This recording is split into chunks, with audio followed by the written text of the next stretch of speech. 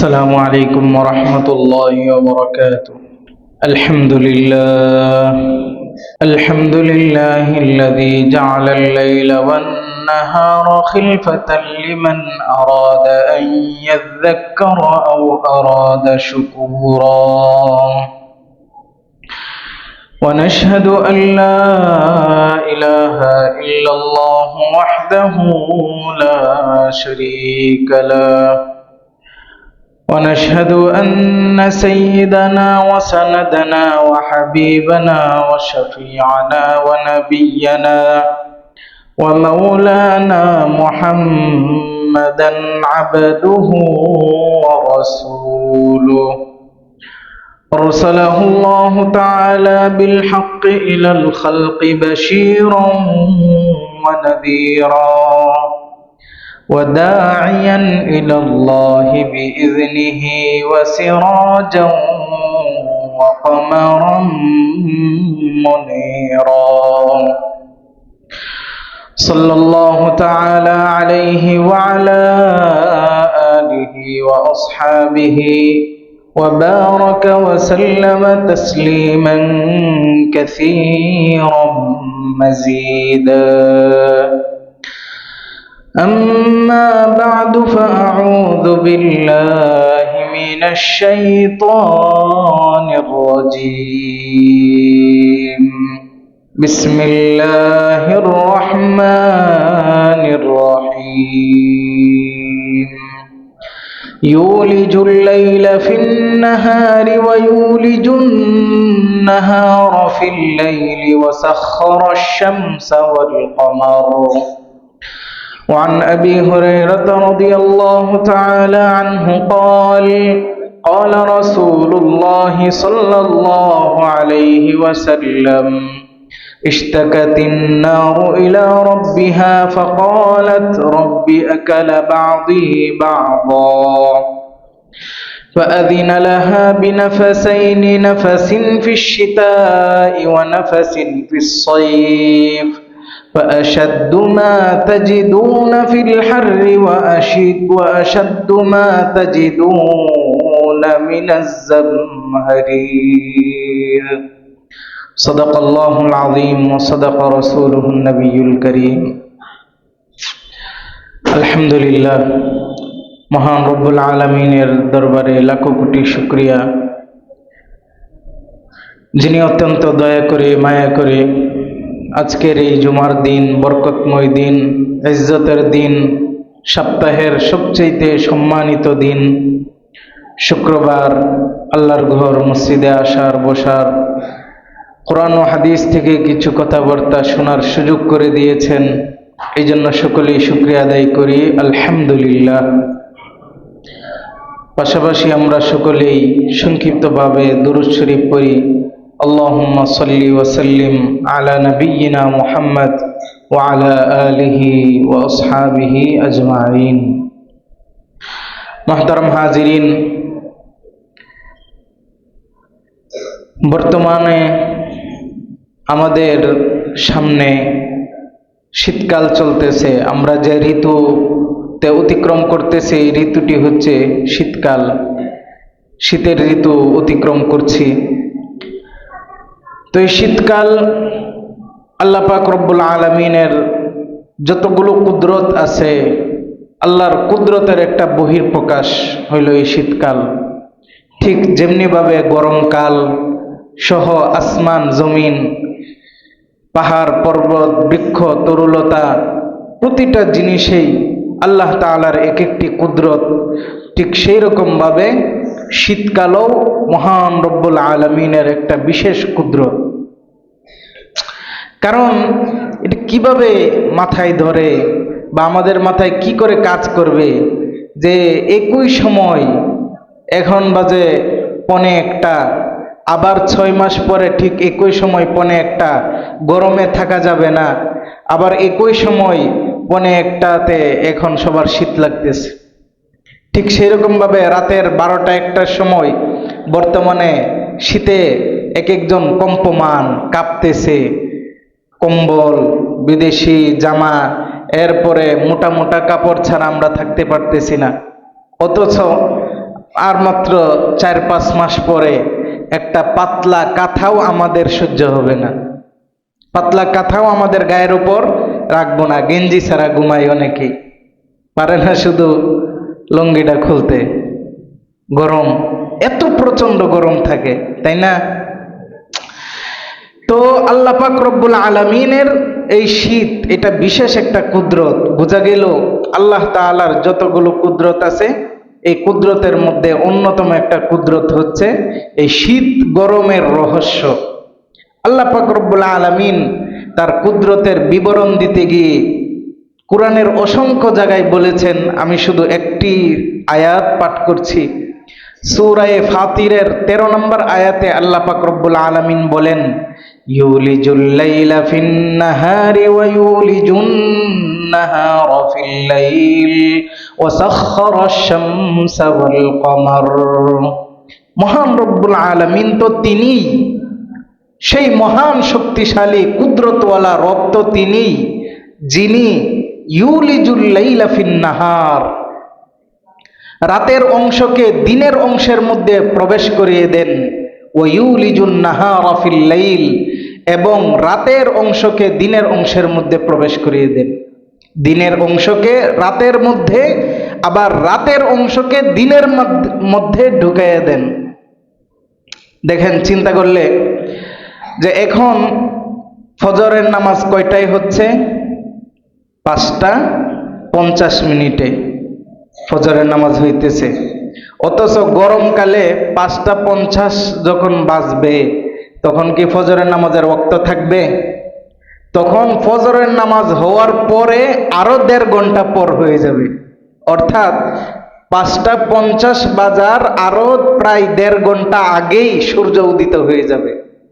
তার মানে এখন যেটা রাতের অংশ, সূর্য উদিত হওয়ার আগের অংশ এখন চলতেছে, এই অংশটাকে আল্লাহ তাআলা কুদরতিভাবে গরমকালে দিনের অংশ বানায়া দেন। বলেন সুবহানাল্লাহ। অনুরূপভাবে এখন সন্ধ্যা কয়টায় হয়?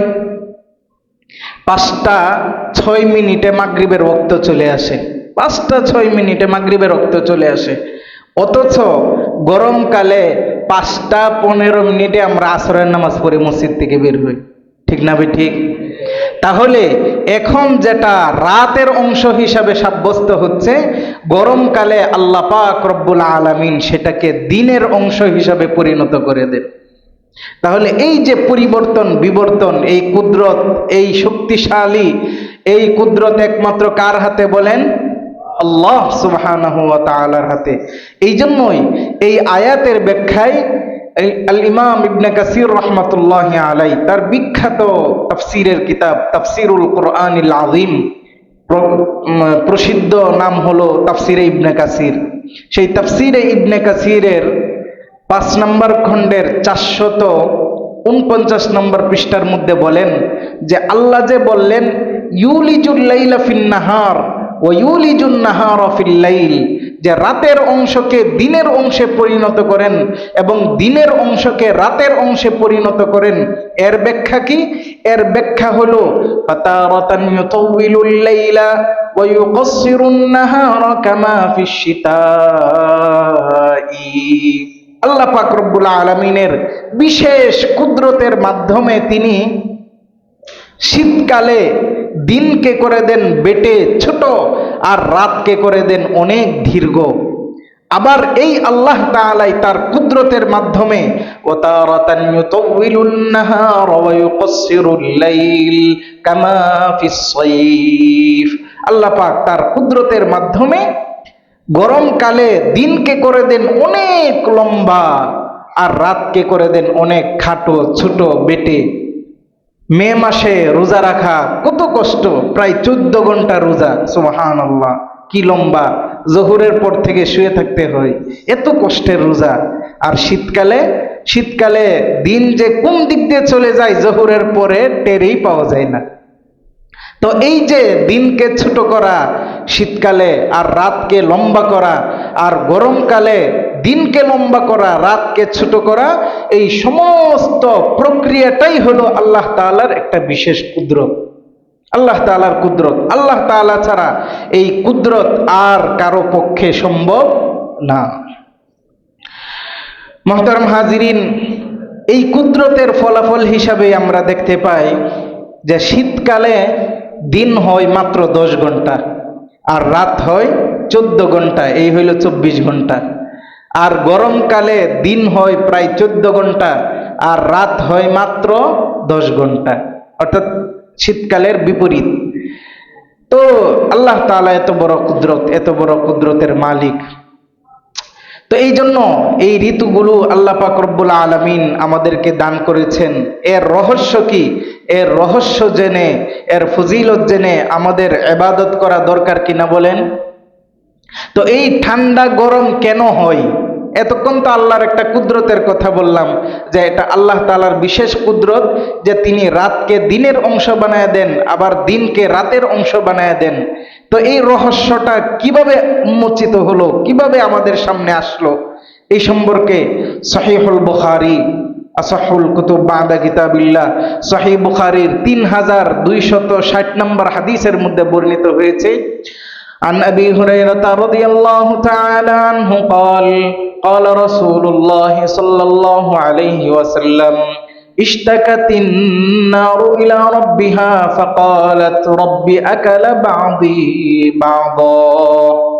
একবার জাহান্নাম আল্লাহ তাআলার কাছে অভিযোগ দায়ের করলো যে আল্লাহ, আমার ভেতরের প্রচন্ড গরম, এই গরমের তীব্রতা আমি আর সহ্য করতে পারতেছি না।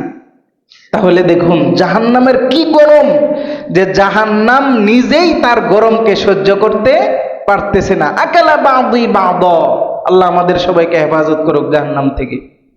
তাহলে এমন জাহান্নাম, যে জাহান্নাম নিজেই তার আগুনকে সহ্য করতে না পেরে আল্লাহর কাছে নালিশ করতেছে, ওগো মহান দয়াময় আল্লাহ, রব্বি, ও আমার রব, আকালা বাদি বাদ, আমার কিছু অংশ খেয়ে ফেলতেছে, আমি আর সহ্য করতে পারতেছি না। আপনি আমি যেন সমতলভাবে চলতে পারি, একটু মধ্যম পন্থায় চলতে পারি, নিজেকে নিয়ন্ত্রণ করতে পারি, একটু আমাকে সুযোগ করে দেন। তো আল্লাহ তাআলা তার অভিযোগকে কবুল করলেন, গ্রহণ করলেন। হাদিসের মধ্যে আসছে ফাআযিনা লাহা বিনাফাসাইন, আল্লাহ পাক রব্বুল আলামিন তাকে 2টা নিঃশ্বাসের সুযোগ দেন। নিঃশ্বাস, আমরা শ্বাস ফেলি না, নাকে যে শ্বাস ফেলি, এইরকম জাহান্নামকেও আল্লাহ তাআলা 2টা শ্বাস ফেলার সুযোগ দেন। আল্লাহ রাসূল বলতেছেন নাফাসিন ফিশ শিতাই ওয়া নাফাসিন ফিস সাইফ। একটি নিঃশ্বাস হলো জাহান্নাম নিঃশ্বাস ছাড়ে, জাহান্নাম নিঃশ্বাস যখন ছাড়ে সেটা হইল ফিস সাইফ, গরমকাল। তো আমরা যখন নিঃশ্বাস ফেলি, নিঃশ্বাস ছাড়ি, তখন সেই নিঃশ্বাসটা ঠান্ডা না গরম? বলেন, গরম। গরম লাগে না শ্বাস ছাড়লে, অথবা মুখ থেকে বাতাস ছাড়লে গরম লাগে। তো ওই জাহান্নাম যখন সে শ্বাস নিঃশ্বাস ছাড়ে, তখন এই জাহান্নামের সেই প্রচন্ড গরমতায়, গরমের তীব্রতায় সারা দুনিয়াও গরম হয়ে যায়। ওয়ানাফাসিন ফিশ শিতাই, তো শ্বাস ছাড়ছে, এই শ্বাস আবার গ্রহণ করতে হবে না? শ্বাস আবার উল্টা নিতে হবে কিনা তার পেটে? তো এই আরেকটা শ্বাস নেই হইল যখন শ্বাস ছাড়ে, এরপরে আরেকটা শ্বাস নেই। তো আরেকটা শ্বাস যখন নিঃশ্বাস জাহান্নাম নেই, নিঃশ্বাস নিয়ে দেখেন আমরা যখন উপরের দিকে নিঃশ্বাস পেটের ভেতরে নেই, তখন ঠান্ডা লাগে কিনা? ঠান্ডা অনুভব হয়। বিশেষভাবে শীতকালে তাহাজ্জুদের নামাজের সময় উঠলে যখন দেখবেন শ্বাস উপরের দিকে টান দেয়, বিশেষভাবে হেফজখানা ছাত্ররা বলতে পারবে, শ্বাস টানলেও নাকের মধ্যে কি লাগে? শীত লাগে। শেষ রাতে উযু করার পরে ঠান্ডা পানি দেয়, শ্বাস নিতেও কষ্ট লাগে, তখন মন চাই যে শ্বাস খালি বের হইতো আর ভিতরে না নেওয়া লাগতো। এরকম মনে হয় কিনা? এরকম মনে হয়, এত ঠান্ডা লাগে নাকের মধ্যে। তো ঠিক সেই রকম ভাবে জাহান্নামও যখন সে নিঃশ্বাস গ্রহণ করে, তখন তার এই পুরা পৃথিবীর আবহাওয়া সবকিছু ঠান্ডায় পরিণত হয়ে যায়। এই জন্যই আল্লাহ রাসূল বলতেছেন, এই জাহান্নাম একবার শ্বাস ছাড়ে আরেকবার গ্রহণ করে, যার ফলে ফাআশাদ্দু মা তাজিদুনা বিহি মিনাল হাররি, হে আমার উম্মত, তোমরা এই জাহান্নাম যখন নিঃশ্বাস ছাড়ে, তখন তোমরা গরমের তীব্রতা অনুভব করো।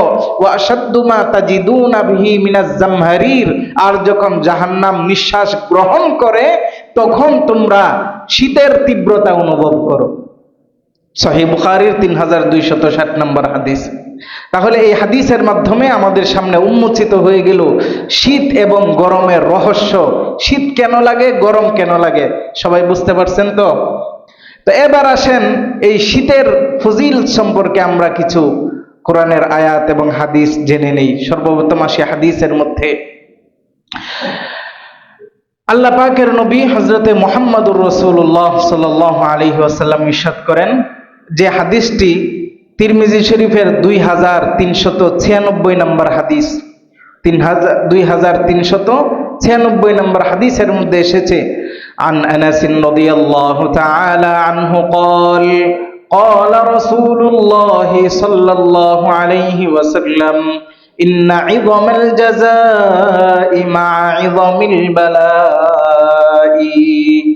আল্লাহ রাসূল সাল্লাল্লাহু আলাইহি ওয়াসাল্লাম ইরশাদ করেন, ইন্না ইযামাল জাযা, দুনিয়ার বুকে কোনো আমলের যদি বিরাট সওয়াব অর্জন করতে চাও তাহলে সেই আমলটা আদায় করতে যত কঠিন হবে, যত মুশকিল হবে, আমার জন্য যত কষ্টকর হবে, আল্লাহর নবী পুরস্কার হিসাবে বলতেছেন মা ইযামিল জাযাই, যে আমল করতে যত কষ্ট তার সওয়াবও হবে তার তত বেশি বিরাট অংশের মাধ্যমে, অর্থাৎ তার পুরস্কারও হবে বিশাল বড়। কষ্ট যত বেশি সওয়াবও তত বেশি। আমার কষ্ট যত বেশি হবে আমার পুরস্কারও তত বড় হবে। এটা আল্লাহ রাসূল সাল্লাল্লাহু আলাইহি ওয়াসাল্লাম ইরশাদ করেছেন। সুতরাং আমরা যদি কোনো শেষ রাতে উঠতে চাই, শেষ রাতে নামাজ পড়তে চাই, তাহলে গরমকালে আদায় করলে কষ্ট বেশি হয় নাকি শীতকালে আদায় করলে কষ্ট বেশি হয়? শীতকালে ওযু করলে, ঠান্ডা পানি দিয়ে ওযু করলে ভালো লাগে নাকি গরমকালে? গরমকালে ভালো লাগে, শীতকালে ভালো লাগে? ভালো লাগে না। একদম পানি গায়ের মধ্যে শেষ রাতে লাগলেই শরীরটা একদম ছাত করে ওঠে, তাই না? একদম শরীরের পশম দাঁড়ায়া যায়, কি প্রচন্ড ঠান্ডার তীব্রতা। তো এই তীব্র ঠান্ডার সময় আমার আমল করতে যত কষ্ট হবে, বিছানা, আরামের বিছানা ছাড়তে আমার কত কষ্ট, ওযু করতে কত কষ্ট, আবার নামাজে দাঁড়ায়া তাহাজ্জুদের নামাজ আদায় করতে কত কষ্ট, আমার কষ্টের তীব্রতা যত বেশি হবে আল্লাহর কাছে আমার পুরস্কারও তত বড় হবে ইনশাআল্লাহ। সম্মানিত হাজিরিন, সুনানে বাইহাকির 8454 নম্বর হাদিস, আরেকটি হাদিস বলি।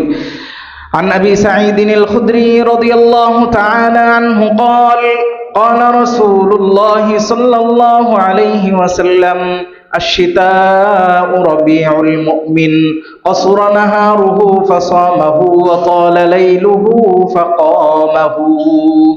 আল্লাহ রাসূল ইরশাদ করেন, সহিহ হাদিস, আল্লাহ রাসূল বলেন যে এই শীতকে আল্লাহ তাআলা দান করেছেন কেন জানো? এটার রহস্য তো একটু আগেই বললাম। এটার ফজিলত এত বেশি, এই শীতকে আল্লাহ তাআলা দিনকে ছোট করে দিয়েছেন, রাতকে এই জন্যই লম্বা করে দিয়েছেন, কারণ আশ-শিতাউ রাবিউল মুমিন, শীতকাল হলো ঈমানদারের ইবাদতের বসন্তকাল। বলেন সুবহানাল্লাহ। এক একটা বসন্তকাল যাওয়ার পরে যখন একেবারে গাছপালা, বৃক্ষ, তরুলতা প্রতিটার একেবারে শাখা প্রশাখা নতুনভাবে গজায়, নতুনভাবে ডালাপালা ছাড়ে, নতুনভাবে পাতা গজায়, একেবারে খুব সুন্দর ঘাস উৎপাদন হয়, ওই সময়ের মধ্যে যখন চারণ ভূমিতে কোনো গরু ছাগল খাবার খায়, গরু ছাগল ঘাস খায়, তখন অটোমেটিক ওই গরু ছাগলের তাসলাহু আজসাদুহা, তার দেহ সুঠাম দেহের অধিকারী হয়ে যায়, মোটা তাজা হয়ে যায়। একে তো নতুন ঘাস, আর একটা হইল একদম প্রচন্ড তরুতাজা ঘাস, একদম ভরে যায় পুরা এলাকার ক্ষেত খামার, এরপরে আশেপাশে যা আছে সব কিছু বসন্তকালে ভরে যায়। তো এই ভরে যায় এই খাবার খেয়ে একটা গরু ছাগল যেভাবে কামা তরতাউল বাহিমাতু, চতুষ্পদ জন্তু যেভাবে এই সমস্ত বৃক্ষ তরুলতা আহরণ করে সে মোটা তাজা হয়, সুঠাম দেহের অধিকারী হয়, ঠিক সেই রকম ভাবে শীতকালেও ইমানদার বান্দা দিন হয় অনেক ছোট, যার ফলে ইয়াকসুরুন নাহারু ফাসামাহু, দিন ছোট হওয়ার ফলে সে রোজা রাখতে পারে, ওয়াতালা লাইলুহু ফাকামাহু, এবং রাত হয় অনেক দীর্ঘ, যার ফলে সে রাতে ঘুমের চাহিদা পূর্ণ করার পরেও দীর্ঘ সময় আল্লাহর সামনে দণ্ডায়মান হয়ে তাহাজ্জুদের নামাজ আদায় করতে পারে। যেহেতু এত বড় ইবাদতের একটা সুবর্ণ সুযোগ, আল্লাহ রাসূল বলতেছেন এটাই হইল আমার উম্মতের জন্য শীতকাল, ইবাদতের বসন্তকাল। বসন্তকালে কি বললাম, সমস্ত চতুষ্পদ জন্তু ঘাস, এরপরে বিভিন্ন তরুলতা ইত্যাদি খেয়ে একদম তাদের দেহ মোটা তাজা হয়ে যায়। এরপরে বাকি 6 মাস কম কম করে খাইলেও দেহ কমতে কমতে আবার আরেক বসন্ত চলে আসে, আবার মোটা তাজা হয়ে যায়। তো ইমানদারের জন্য আল্লাহ তাআলা শীতকালটাকেও এরকম ভাবে দিয়েছেন যে শীতের সময় খালি ইবাদত বন্দেগী করবে, রোজার মতো গুরুত্বপূর্ণ আমল অতি অল্প সময়ে আদায় করে নেবে, আর রাতে ঘুমের চাহিদা পূর্ণ করেও লম্বা সময় দাঁড়ায় ইবাদত বন্দেগী করবে, যার ফলে দেখা যাবে তার ইবাদতের যে অন্তরের ভিতরে ইবাদতের নূর পয়দা হবে এবং সে ইবাদতের উপর অটল অবিচল হয়ে যাবে, আল্লাহর সাথে তাআল্লুক মা আল্লাহ তৈরি হবে, আল্লাহর সাথে সুসম্পর্ক গড়ে উঠবে, ইবাদতের সাথে সুসম্পর্ক গড়ে উঠবে, নিজের অন্তর পুত পবিত্র পরিষ্কার পরিচ্ছন্ন হয়ে যাবে। এর ফলে কি হবে, যখন গরমকাল আসবে ইবাদতের মধ্যে কমতি হবে, তখন ওই কমতিটা আমার শীতকালের ইবাদত দ্বারা পুষে যাবে। এইদিকে আমার ইবাদত করতে করতে অন্তর এমন পবিত্র হয়েছে, অন্তর এমন পরিষ্কার হয়েছে, এই অন্তরে আবার ময়লা ঝং পড়তে পড়তে আবার আরেক শীতকাল চলে আসবে। গরমকালে যখন ইবাদতের না করতে করতে অন্তর আমার কালো হয়ে যাবে, সেই অন্তরকে আবার সাদা করার জন্য, আবার নূরে নূরান্বিত করার জন্য আল্লাহ তাআলা আরেকটা শীতকাল দিয়ে দিবেন। তা আমাদের এই শীতকালটা হইল আমাদের জন্য একটা ইবাদতের বসন্তকাল। এই ইবাদতের বসন্তকাল হিসাবে আল্লাহ তাআলা আমাদের এই শীতকে কবুল করুন, সবাই বলে আমিন।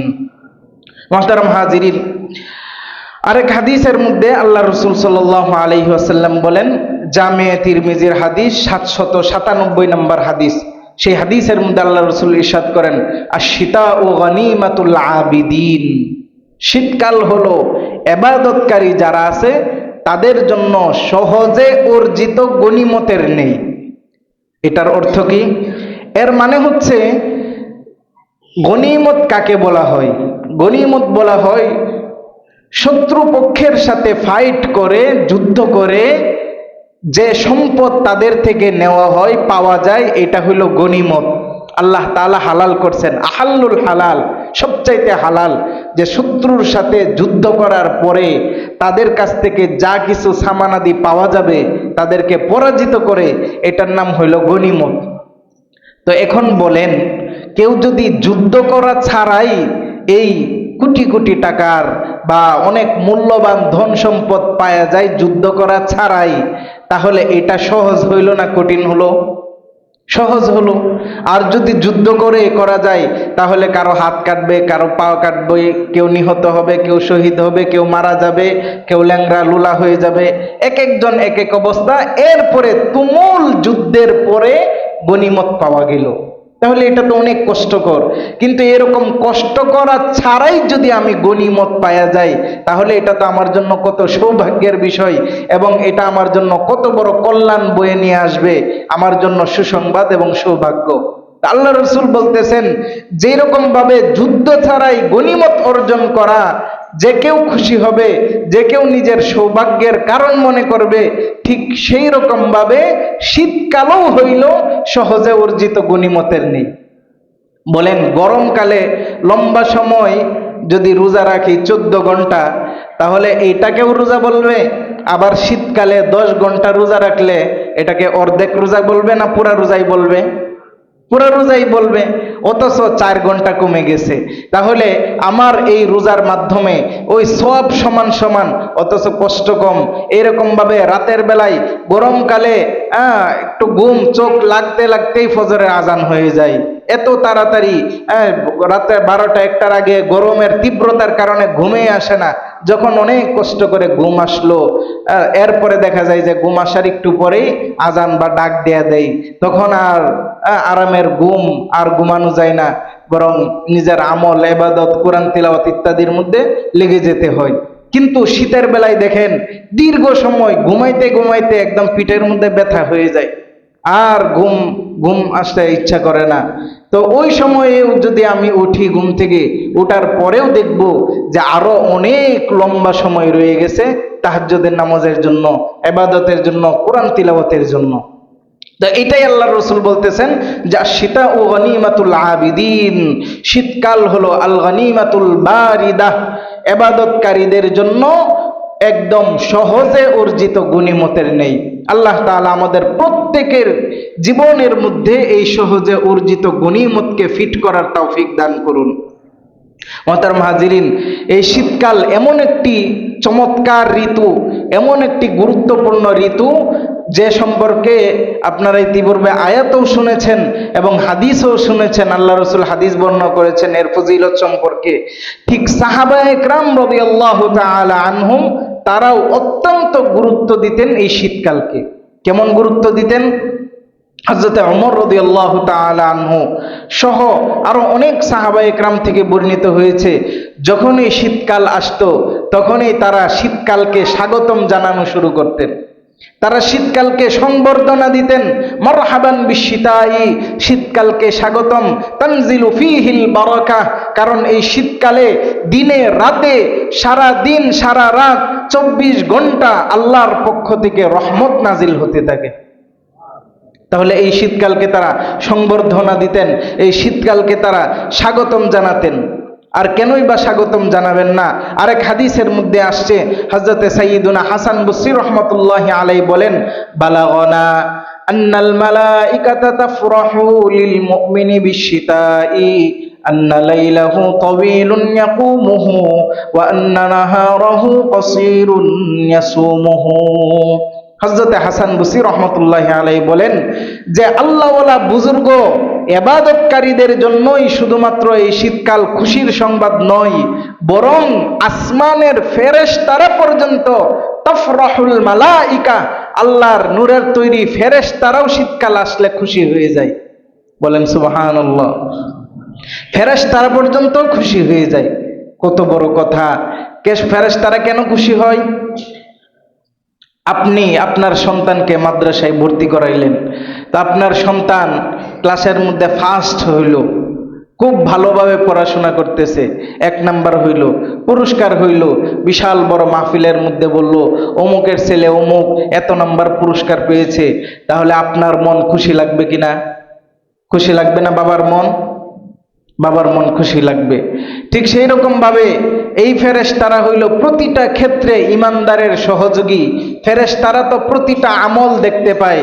তো ফেরেশতারা যখন দেখে যে ইমানদাররা এই শীতকালের মধ্যে আমল করতে করতে আল্লাহর নৈকট্য অর্জন করতেছে, তাদের অন্তরের কুরিপু, অন্তরের যত বদ আমল ছিল সমস্ত বদ আমল ধুয়ে পরিষ্কার হয়ে পুত পবিত্র হয়ে যাচ্ছে, তখন ফেরেশতারা একদম খুশি হয়ে যায়। তাফরাহুল মালাইকা, সীমাহীন খুশি হয়ে যায় এবং এটা ঘোষণা করতে থাকে যে হে ইমানদার বান্দাগণ, আন্না লাইলাহু তাওয়িলুন ফাকামহু, তোমরা এই রাত অনেক দীর্ঘ, শীতের রাত অনেক দীর্ঘ রাত, সুতরাং এটাকে অবহেলায় কাটিয়ে দিও না, সারা রাত ঘুমিয়ে নষ্ট করে দিও না, বরং কুমুহু, এই শীতের রাতে তোমরা দাঁড়িয়ে কিছু সময় হলেও আল্লাহর ইবাদত বন্দেগী করো।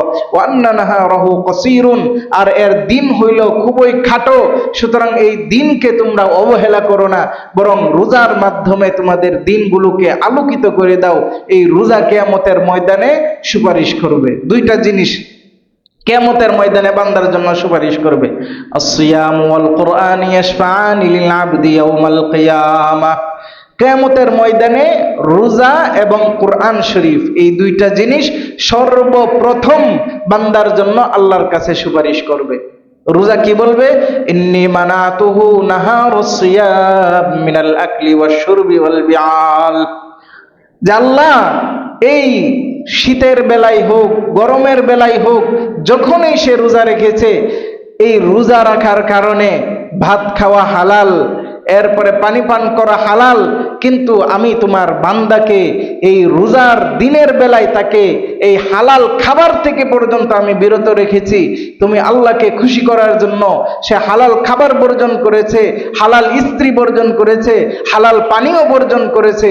সুতরাং আল্লাহ যতক্ষণ পর্যন্ত তাকে মাফ না করা হবে ততক্ষণ পর্যন্ত আমি নাছুর বান্দা তাকে ছাড়বো না। এইভাবে রোজা সুপারিশ করতে থাকবে। এরপরে কোরআনও এইভাবে সুপারিশ করতে থাকবে। তা আমরা এই রোজাকে অত্যন্ত গুরুত্ব দিব, খুবই মূল্যায়ন করব। আমাদের পূর্ববর্তী আসলাফ বুজুর্গ সাহাবীদের কথা বললাম। হযরত ওমর রাদিয়াল্লাহু তাআলা আনহু শীত আসলেই বিভিন্ন অঞ্চলে চিঠি লিখতেন যে আশিতা ও গনিমাতুল আবিদিন, ইবাদতকারীদের জন্য সুবর্ণ সুযোগ চলে আসছে, তোমরা ইবাদত বন্দেগীতে লিপ্ত হয়ে যাও। হযরত আনাস রাদিয়াল্লাহু তাআলা আনহু, হযরত আবু হুরায়রা রাদিয়াল্লাহু তাআলা আনহু শীতকাল আসলেই এই সমস্ত সাহাবায়ে কেরাম রাদিয়াল্লাহু তাআলা আনহু অত্যন্ত খুশি হতেন, আনন্দিত হতেন দিনের বেলায় রোজার মাধ্যমে নিজের দিনকে আলোকিত করার জন্য, আর রাতের বেলায় আল্লাহর ইবাদতের মাধ্যমে নফল নামাজের মাধ্যমে নিজের জীবনকে আলোকিত করার জন্য তারা সুবর্ণ সুযোগ বলে মনে করতেন। এই জন্য আমাদেরও রোজার দিন, শীতের দিনকে রোজার মাধ্যমে এবং শীতের রাতকে নফল নামাজের মাধ্যমে আলোকিত করা দরকার আছে কিনা বলেন? সবাই ইনশাল্লাহ চেষ্টা করব তো? সবাই হাত তুলি। আল্লাহ পাক রব্বুল আলামিন আমাদের সবাইকে কবুল করুন, এই হাতগুলোকে কবুল ও মঞ্জুর করুন। হাত নামান। মোহতারম হাজিরিন, এই শীতের রাতকে অলসতায় কখনো আমরা না কাটাই। অলসতায় কাটাইলে এটা সম্পর্কে হাদিসের মধ্যে ধমকি আসছে। আল্লাহ রসুল শাস্তির কথা বলেছেন। কেমন ধমকির কথা আসছে? সহিহ বুখারীর হাদিস। আল্লাহ পাকের নবী হযরত মুহাম্মদুর রাসূলুল্লাহ সাল্লাল্লাহু আলাইহি ওয়াসাল্লাম ইরশাদ করেন, সহিহ বুখারীর 3270 নম্বর হাদিস, আন আব্দুল্লাহ ইবনে মাসউদ রাদিয়াল্লাহু তাআলা আনহু قال ذكر عند النبي صلى الله عليه وسلم رجل نام ليله حتى اصبح। শীতের দীর্ঘ রাত পেয়েও আল্লাহ রসুলের কাছে এমন ব্যক্তি সম্পর্কে প্রশ্ন করা হলো, ইয়া রাসূলুল্লাহ, সে সারা রাত ঘুমায়, রাতের শেষাংশে সে উঠে না, এই লম্বা রাত পেয়েও। তখন আল্লাহ রসুল রাগান্বিত হয়ে গেলেন, রাগান্বিত হয়ে বলেন, যাকা রাজুলুন বালাশ শাইতানু ফি উযুনাইহি। আল্লাহ রসুল বলেন যে আরে ওই লোক যে সারা রাত খালি গাধার মতো ঘুম গেল, সামান্য সময়ও ইবাদতের জন্য সে কাটাইলো না, সে তো ওই ব্যক্তি যার উভয় কানের মাঝে শয়তান পেশাব করেছে। বলেন নাউজুবিল্লাহ। তাহলে অবহেলার সাথে সারা রাত ইবাদত ছাড়া ঘুমের মধ্যে কাটায় দেওয়া, এর মানে হইল শয়তান কানের মধ্যে কি করতেছে? পেশাব করতেছে। সহিহ হাদিস, বুখারীর হাদিস। যাকার রাজুলু ইয়াবুলু শাইতানু ফি উযুনাইহি, উভয় কানের মাঝে শয়তান পেশাব করে। এই জন্য আমরা শীতের রাতকে কখনো অবহেলা করে কাটিয়ে দেব না, সারা রাত ঘুমিয়ে কাটিয়ে দেব না, বরং শেষ রাতের কিছু সময়কে ইবাদতের জন্য আমরা বরাদ্দ করে রাখবো। কত কিছুর জন্য আমরা সময় নষ্ট করি। যদি এই শীতের দীর্ঘ রাতকেও যদি আমরা ইবাদতের ঋতুতে পরিণত করতে না পারি, তাহলে আর কোন সময় আমাদের দ্বারাতে সম্ভব হবে? আল্লাহ পাক রব্বুল আলামিন আমাদেরকে তৌফিক দান করুন। মুহতারাম হাজিরিন, এরপরে আসি শীতকালের কিছু আমল নিয়ে আলোচনা করি। শীতকালের অন্যতম একটি আমল হলো কোরআন তিলাওয়াত করা। আমরা সারা বছর গরমকালে বিভিন্ন ব্যস্ততার কারণে অনেকে কোরআন হাতে নিতে পারে না, অনেকেই বিভিন্ন ব্যস্ততা, ব্যবসা বাণিজ্য, দোকানপাটের কারণে কোরআন পড়তে পারি না। দিনের বেলাতেই যেহেতু দিন অনেক দীর্ঘ, রাতে ঘুমের চাহিদা পূর্ণ করা যায় না, আর দিন যতই লম্বা হয় কর্মব্যস্ততাও তত বাড়ে। কিন্তু শীতকালে রাত অনেক লম্বা, রাতের বেলায় কারো কোনো কর্মব্যস্ততা নাই। রাতের 2টার সময় কেউ দোকান খুলে, কেউ ব্যবসা বাণিজ্য করে রাতে 2টার সময়, কেউ করে না, অধিকাংশ মানুষ শুয়ে যায়, ঘুমিয়ে যায়। তাহলে এই রাতকে আমরা এই কোরআনের মাধ্যমে, হাদিসের মধ্যে আসছে আল্লাহ রাসূল বলেন, আফদালুয যিকরি তিলাওয়াতুল কোরআন, ইন্নামাল মুমিনুনা আল্লাযীনা ইযা যুকিরাল্লাহ ওয়াজিলাত কুলুবুহুম। আল্লাহ পাক রব্বুল আলামিন সূরা আনফালের 3 নম্বর আয়াত থেকে 5 নম্বর আয়াত পর্যন্ত ঈমানদারের 5টা গুণ বর্ণনা করেছেন। তার মধ্যে একটা গুণ হলো, ঈমানদার যখন আল্লাহর জিকির করবে তখন তার অন্তর আল্লাহর ভয়ে প্রকম্পিত হবে। তো আল্লাহর জিকির কি? আল্লাহর জিকির তো আল্লাহ আল্লাহ, লা ইলাহা ইল্লাল্লাহ, সুবহানাল্লাহি ওয়া বিহামদিহি সুবহানাল্লাহিল আযীম। এরকম আরো অনেক জিকির আছে, কিন্তু হাদিসের মধ্যে আসছে আফদালু যিকরি তিলাওয়াতুল কোরআন, সর্বোত্তম জিকির হইল কোরআনের তিলাওয়াত। এই জন্য আমরা এই সর্বোত্তম জিকির কোরআন তিলাওয়াত বেশি বেশি করে করব। কারণ প্রতিটা অক্ষর, একবার আল্লাহ বললে, একবার লা ইলাহা ইল্লাল্লাহ বললে একটা সওয়াব হয়, কিন্তু কোরআন এমন জিকির যার প্রতিটা অক্ষরে মান ক্বারাআ হারফাম মিন কিতাবিল্লাহি ফালাহু আশরু হাসানা। আল্লাহ রাসূল বলেন, এই কোরআন এমন এক বরকতময় কিতাব, মাত্র একটা অক্ষর তিলাওয়াত করলে আল্লাহ তাআলা 10টা নেকি দান করেন। তাহলে দেখেন, আলিফ লাম মিম, আমি শুধু এতটুকু বললাম, এই 2 সেকেন্ডের মধ্যে আল্লাহ তাআলা আমাকে 30টা নেকি দান করেছেন। এরপরে আপনি বলবেন, আপনাকে আল্লাহ তাআলা দান করবেন। তাহলে এত বড়, এত সহজ এবং এত বিশাল নেকি অর্জনের সুবর্ণ সুযোগ হইল এই কোরআন তিলাওয়াত। সুতরাং আমরা যারা পারি বেশি বেশি করে কোরআন তিলাওয়াত করব। অন্তত যারা না পারি তারা সূরা ফাতিহা, সূরা ইখলাস এইগুলো হলেও পড়ার চেষ্টা করব। আল্লাহ তাআলা এইগুলো পড়লেও আপনাকে কোরআন তিলাওয়াতের সওয়াব দান করবেন। মোহতারাম হাজিরিন, আর 2 নম্বর আমল বললাম রোজার কথা। রোজার কথা তো গেছেই, রোজা অত্যন্ত ফজিলতপূর্ণ আমল, পূর্বে এর আলোচনা গিয়েছে। 3 নম্বর হইল তাহাজ্জুদের নামাজ আদায় করা। তাহাজ্জুদের নামাজের কথাও বললাম। তাহাজ্জুদের নামাজ আল্লাহর কাছে সবচাইতে প্রিয় নামাজ।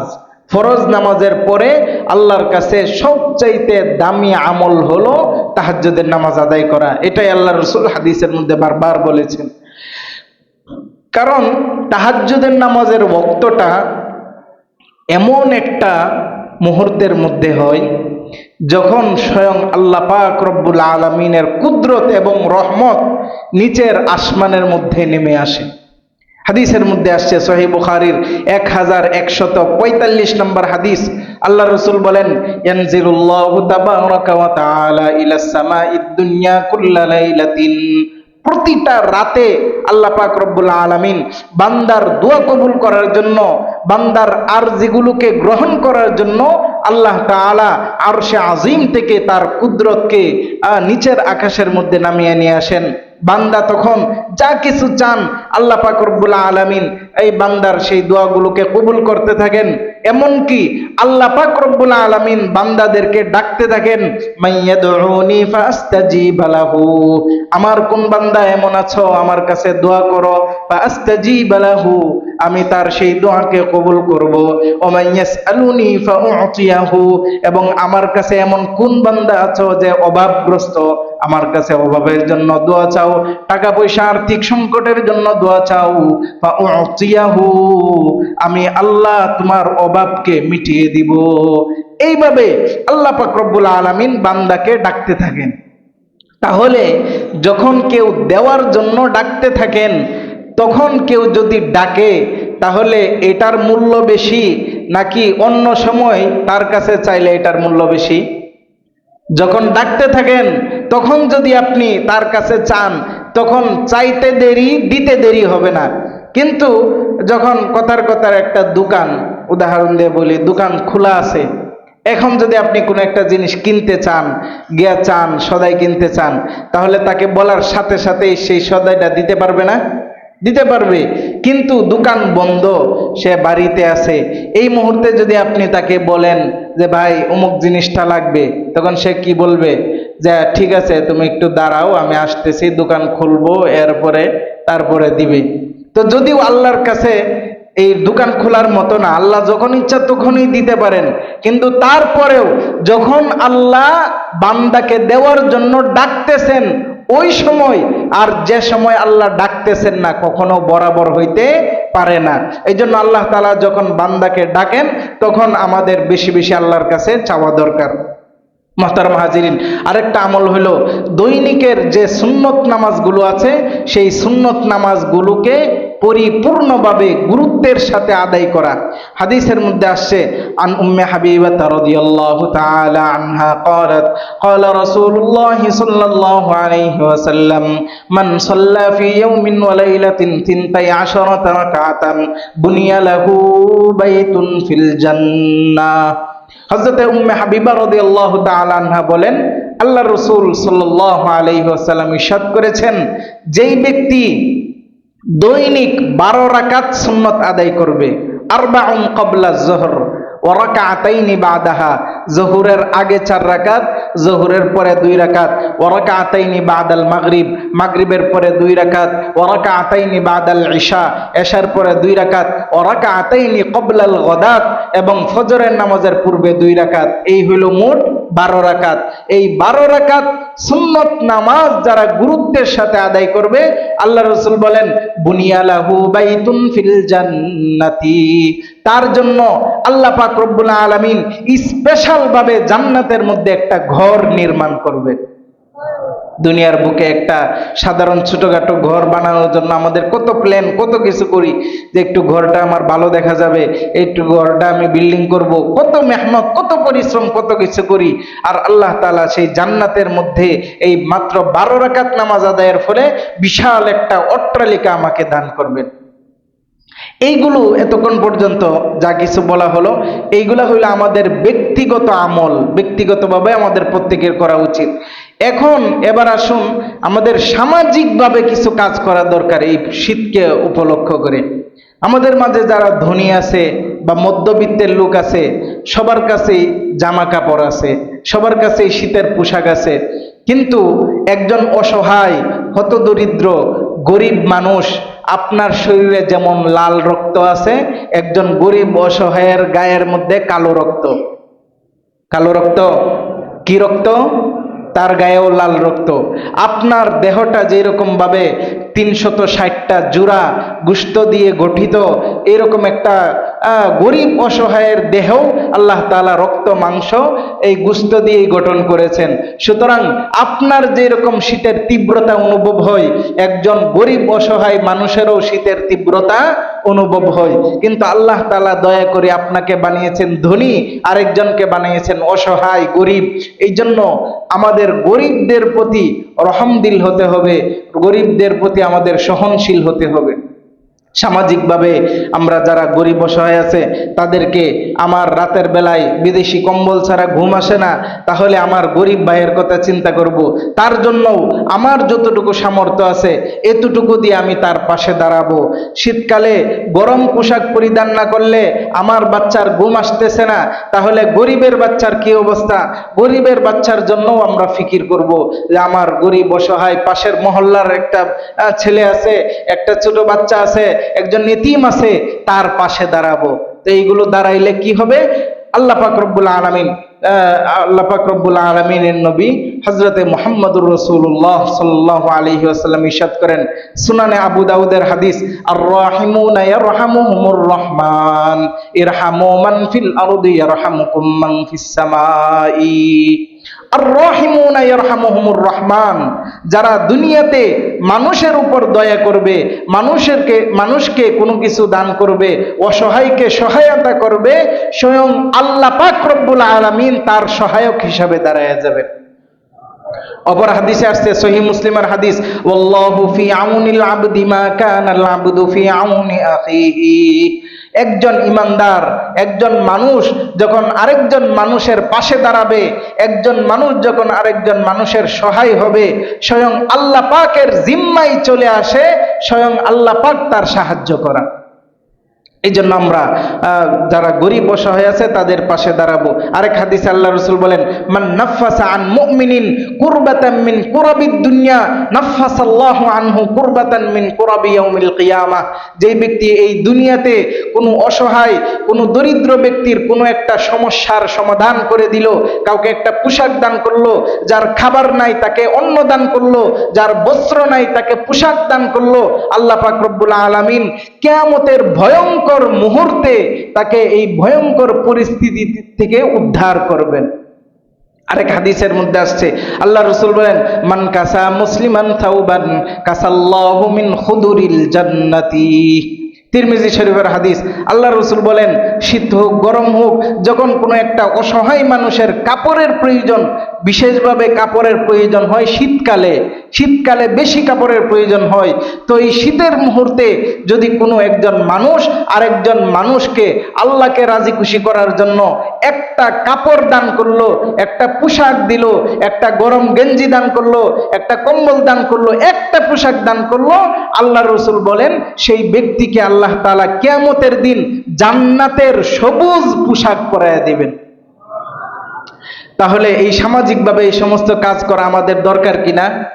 এই কাজগুলো করলে যেই রকম ভাবে অসহায় হতদরিদ্র আছে তারা যেভাবে সহায়তা পাবে, ঠিক সেই রকম ভাবে আমিও আল্লাহ পাক রব্বুল আলামিনের কাছ থেকে পরিপূর্ণ সওয়াব এবং বিনিময় পুরস্কার লাভ করতে পারবো।